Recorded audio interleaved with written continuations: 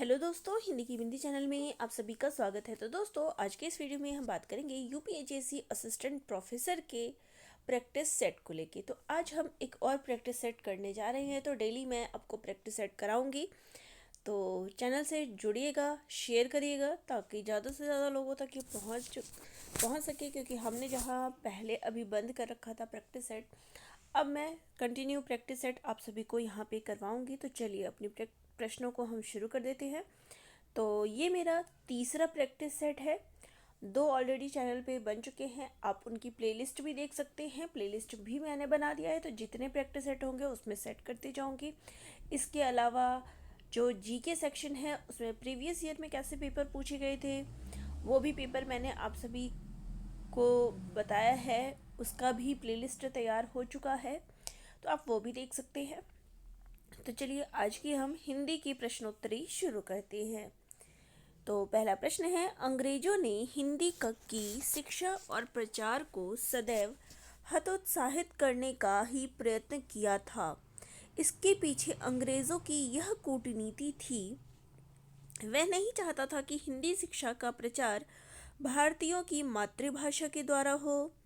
हिंदी शिक्षा का प्रचार होने से हिंदुओं का अपने इतिहास, धर्म, संस्कृति के प्रति अनुराग बढ़ जाता, जो अंग्रेजों के भविष्य के लिए घातक सिद्ध होता। या फिर वह हिंदी विरोध का सारा दोष मुसलमानों पर आरोपित करना चाहता था, या फिर उपयुक्त तीनों। तो राइट आंसर क्या हो जाएगा इसका? 60 नंबर का प्रश्न है हमारा। कल के आगे ही मैं यहाँ पर कंटिन्यू कर रही हूँ। तो यहाँ पर क्या था कि हिंदी शिक्षा का प्रचार होने से हिंदुओं का अपने इतिहास, धर्म, संस्कृति के प्रति जो है अनुराग और बढ़ जाता, जो अंग्रेजों के भविष्य के लिए खतरा था। ये ऑप्शन एकदम सटीक बैठता है, एकदम करेक्ट है। ठीक है, चलिए नेक्स्ट आते हैं। तो नेक्स्ट हमारा क्वेश्चन है, प्रजा हितैषी समाचार पत्र किसने निकाला था? राजा लक्ष्मण सिंह, शिव प्रसाद सितारे हिंद, नील रतन हलदार, या फिर जुगल किशोर ने? राइट आंसर है कि प्रजा हितैषी जो है वो राजा लक्ष्मण सिंह। ठीक है, अब राजा हैं तो प्रजा तो इसलिए राजा से प्रजा याद रखिएगा। ठीक है, नेक्स्ट क्वेश्चन पे आते हैं। तो नेक्स्ट हमारा क्वेश्चन है, वे कवि जिन्होंने लक्षण और उदाहरण शैली पर काव्य सृजन तो नहीं किया, किंतु रचना करते समय उनका झुकाव लक्षण ग्रंथों पर अवश्य रहा है, कहलाते हैं रीतिबद्ध, रीति सिद्ध, रीति मुक्त, या फिर इनमें से कोई नहीं?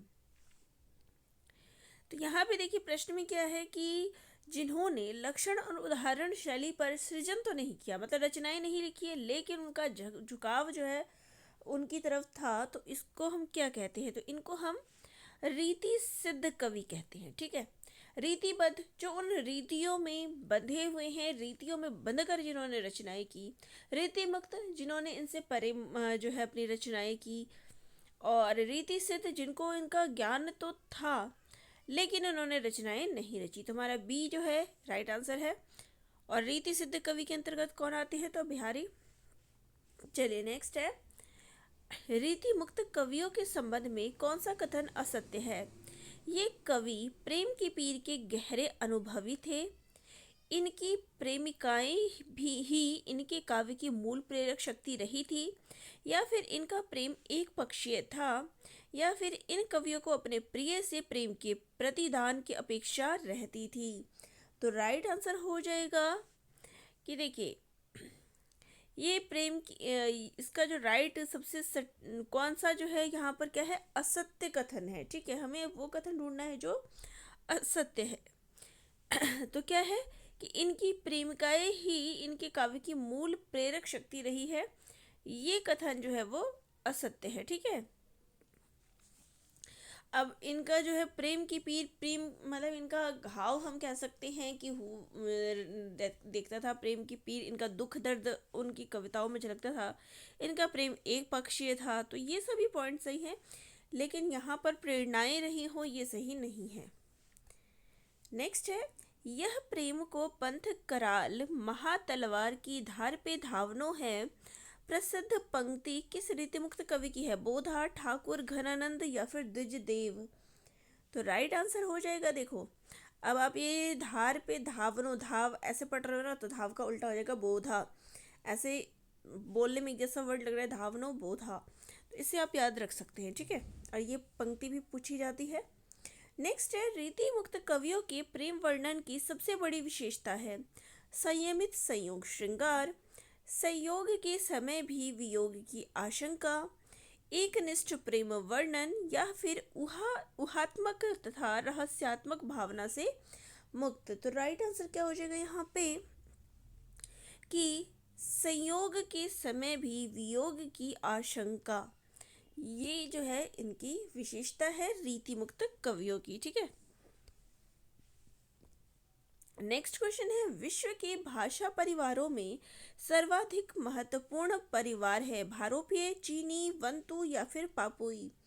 तो राइट आंसर हो जाएगा यहाँ पे भारोपीय, ठीक है। नेक्स्ट क्वेश्चन है, भारोपीय भाषा परिवार का एक अन्य नाम विरोश किसके द्वारा दिया गया? Max Muller, doctor Bholanath Tiwari, Jespersen या फिर रामचंद्र शुक्ल। तो यहाँ पे है विरोश नाम किसके द्वारा दिया गया? तो राइट आंसर है डॉक्टर भोलानाथ तिवारी के द्वारा, ठीक है। चलिए नेक्स्ट क्वेश्चन लेते हैं।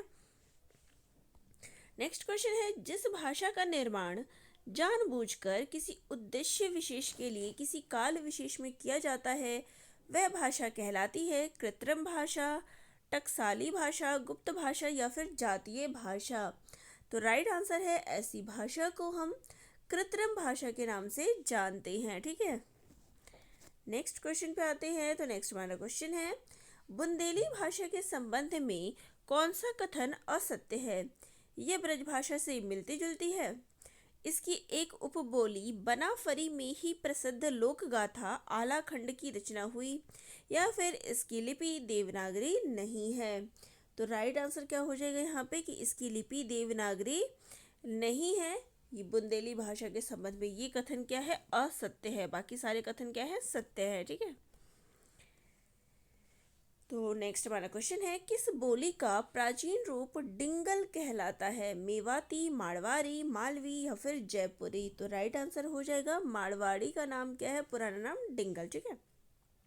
नेक्स्ट है, बुंदेलो हर बोलो के मुंह हमने सुनी कहानी थी, खूब लड़ी मर्दानी वह तो, डैश नामक प्रसिद्ध कविता किस भाषा में लिखी गई? खड़ी बोली, बुंदेली, मराठी या फिर अवधी में। तो ये खड़ी बोली में रचित रचना है सुभद्रा कुमारी चौहान की झांसी की रानी कविता से, ठीक है। ये खड़ी बोली में रचित रचना है। चलिए नेक्स्ट है, बिहारी भाषा के अंतर्गत कौन सी बोली शामिल नहीं है? भोजपुरी, मैथिली, मगही या फिर छत्तीसगढ़ी। तो देखिए, बिहारी में भोजपुरी आता है, मगही आता है, मैथिली आता है, लेकिन छत्तीसगढ़ी जो है इसमें नहीं आता है, ठीक है। पूर्वी के अंतर्गत आता है, छत्तीसगढ़ी इसमें नहीं आएगा, ये तीनों आ जाएंगे। नेक्स्ट है, मैया किस शाखा की आधुनिक बोली है? दरद, ब्रजभाषा, अवधी या फिर गुजराती।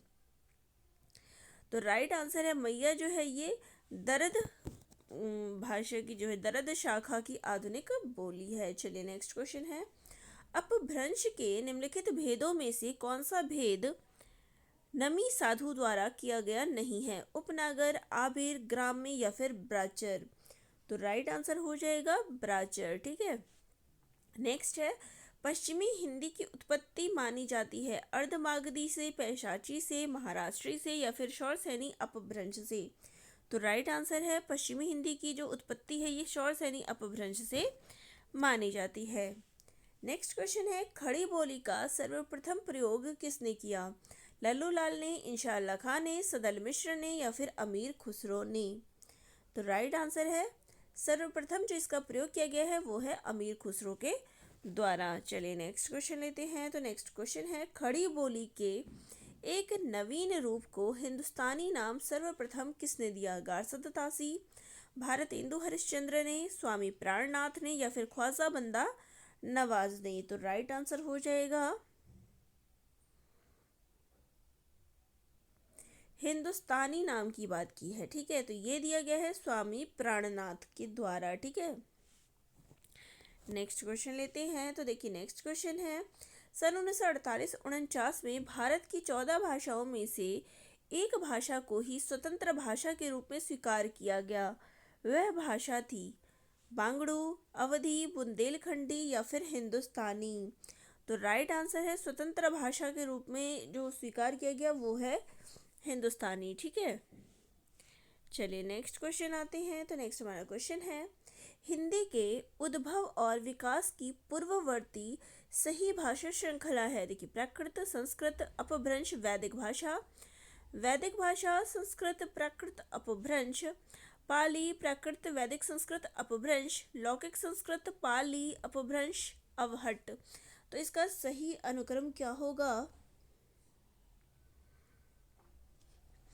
तो देखिए, सबसे पहले जो इसमें आएगा, सबसे पहले जो आता है वो है वैदिक, फिर है वैदिक भाषा, फिर है संस्कृत, फिर है प्राकृत और उसके बाद अपभ्रंश। ठीक है, देखिए पाली तो पहले नहीं आया है, ठीक है, प्राकृत भी पहले नहीं आया है, सबसे पहले तो आप देखेंगे कि संस्कृत ही आया है। अब यहाँ भी देखिए अपभ्रंश और अवहट, तो पहले क्या था? ठीक है, तो यहाँ भी जो क्रम है वो सही नहीं है, तो यहाँ पे हमारा क्रम ये वाला सही है। चलिए नेक्स्ट है, अंधा युग काव्य नाटक का पात्र युयुत्सु वर्तमान संदर्भ में किसका प्रतीक है? युद्धाकांक्षी, बुद्धिजीवी, नीतिज्ञ, जर्जर परंपरा या फिर तटस्थ व्यक्ति का। तो राइट आंसर हो जाएगा बुद्धिजीवी, नीतिज्ञ, जो आजकल हमें देखने को मिलते हैं, ये उसका प्रतीक है। ठीक है, नेक्स्ट क्वेश्चन है, माता मत कहो मुझे, तुम जिसको कहते हो प्रभु, वह भी मुझे माता ही कहता है। किसका कथन है? गांधारी का, युयुत्सु का, अश्वत्थामा का या फिर युधिष्ठिर का? राइट आंसर है ऑप्शन नंबर ए, गांधारी का। ठीक है, अब माता कहने की बात कही है तो क्या आ जाएगा? ये तो करेक्ट यहीं पे हो जाएगा। चलिए नेक्स्ट है, विदुर जीवन में प्रथम बार आज मुझे आशंका व्यापी है। किसका कथन है? धृतराष्ट्र का, युयुत्सु का, अश्वत्थामा का या फिर युधिष्ठिर का? राइट आंसर हो जाएगा धृतराष्ट्र का। ठीक है, नेक्स्ट क्वेश्चन है, भय है तो ज्ञान है अधूरा अभी, प्रभु ने कहा था वह डैश ज्ञान, प्रभु ने कहा था वह ज्ञान जो समर्पित नहीं है अधूरा है। किसका कथन है? संजय, विदुर, अश्वत्थामा, युधिष्ठिर का? तो ये कथन जो है विदुर के द्वारा कहा गया है। ठीक है, चलिए नेक्स्ट है, भामह ने अपने ग्रंथ में अलंकारों की कितनी संख्या निर्धारित की है? 35, 40, 38 या फिर 36? तो उनके द्वारा जो है 38 संख्या जो है अलंकारों के निर्धारित की गई है। नेक्स्ट है, आचार्य भरत ने अपने नाट्य शास्त्र में कौन से अलंकार का उल्लेख नहीं किया है? यमक, उपमा, दीपक या फिर श्लेष? तो राइट आंसर हो जाएगा श्लेष का जिक्र नहीं किया है। नेक्स्ट क्वेश्चन लेते हैं, निम्नलिखित में से कौन सा अलंकार शब्दालंकार के अंतर्गत आता है? चित्र, आक्षेप, सार या फिर विनोक्ति? तो राइट आंसर हो जाएगा चित्र। नेक्स्ट है, किसने रीति को काव्यात्मा माना है? कुंतक, वामन, भामा या फिर क्षेमेंद्र? राइट आंसर है ऑप्शन नंबर बी, वामन। ठीक है, नेक्स्ट है, काव्य शास्त्र में मुख्यतः कितने प्रकार की रीतियां प्रचलित है? 3, 6, 4 या फिर 2? तो राइट आंसर है 3। ठीक है, नेक्स्ट है, रुद्रट ने कौन सी नई रीति मानी? अवंती, लाटी, अवंती और लाटी या फिर कोई नहीं? तो राइट आंसर क्या हो जाएगा? लाटी। ठीक है, नेक्स्ट क्वेश्चन है, वक्रोक्ति जीवितकार कहलाते हैं? कुंतक, भामह, दंडी या फिर मम्मट? राइट आंसर हो जाएगा option number A, Kuntaka. Next question है, सही अलंकार जो है निम्न में से कौन सा है? सही अलंकार आपको चुनना है। बिनु पद चले सुने बिनु काना, वे भावना अलंकार है। अब नभ उगलेगा आग का एक गोला रूपक अलंकार। रहीमन फाटे दूध को मथे न माखन होय उदाहरण अलंकार। सखी हंसती भी रोती है असंगति। तो कौन सा जो है सही है? तो राइट देखिए, बिनु पद चले सुने बिन काना, ये जो है विभावना अलंकार, ये सही है, बाकी सारे गलत है। चलिए नेक्स्ट है, कौन सा अलंकार गुजरात देश के निवासियों को बहुत प्रिय था जो उन्हीं के नाम पर उस अलंकार का नाम पड़ा? श्रुत्यानुप्रास, लाटानुप्रास, अनत्यानुप्रास या फिर वृत्यानुप्रास? तो राइट आंसर हो जाएगा लाटा अनुप्रास। ठीक है, नेक्स्ट क्वेश्चन है, पल्लव के नुकीले और जहरीले कांटे इनके दिल में ना चुभाइए, वीणा में मोहिनी के स्वर छोड़िए, मारू राग ना बजाइए। सुमित्रा नंदन पंत पर उपयुक्त व्यंग किस आलोचक का है? पद्म सिंह शर्मा, रामविलास शर्मा, आचार्य रामचंद्र शुक्ल या फिर डॉक्टर नगेंद्र का? तो राइट आंसर हो जाएगा यहाँ पे पद्म सिंह शर्मा का। ठीक है, नेक्स्ट क्वेश्चन है, चश्मे के तले की दृष्टि बहरी होती है, इसी से सच्ची चोट बांटता हूँ, झूठी मुस्कान नहीं बेचता। उपरोक्त पंक्तियाँ किस कवि द्वारा रचित है? सर्वेश्वर दयाल सक्सेना, रघुवीर सहाय, कुंवर नारायण या फिर अज्ञेय के द्वारा? तो ये पंक्तियाँ जो है सर्वेश्वर दयाल सक्सेना की है। नेक्स्ट क्वेश्चन है, खड़ी बोली का सबसे प्रसिद्ध महाकाव्य है? प्रिय प्रवास, साकेत, कामायनी या फिर पृथ्वीराज रासो? तो सबसे प्रसिद्ध महाकाव्य कौन सा है खड़ी बोली का? तो देखिए, खड़ी बोली का जो सबसे प्रसिद्ध महाकाव्य है वो है प्रिय प्रवास, जिसके रचनाकार कौन है? तो वो है हरिऔध जी। ठीक है, चलिए नेक्स्ट क्वेश्चन लेते हैं, इनमें से किस नाटक की स्त्री पात्र जो 5 पतियों की या एक ही पति के 5 रूपों के साथ जीवन निर्वाह करती है? आधे अधूरे, द्रौपदी, सूर्य की अंतिम किरण से सूर्य की पहली किरण तक या फिर आदमी का जहर? तो राइट आंसर है option number B, Draupadi. Next है, दुख के दागों को तमगों सा पहना, अपने ही ख्यालों में दिन रात रहना, यह प्रसिद्ध काव्य पंक्ति किस कविता से ली गई है? ब्रह्म राक्षस, रोटी और संसद, अंधेरे में या फिर नक्सल बाड़ी? तो राइट आंसर हो जाएगा अंधेरे में कविता से। ठीक है, नेक्स्ट है, नारी तुम केवल श्रद्धा हो, विश्वास रजत नग पग तल में। उपयुक्त पंक्तियां कामायनी महाकाव्य के किस सर्ग से अवतरित है? श्रद्धा, आशा, लज्जा या फिर संघर्ष से? तो राइट आंसर हो जाएगा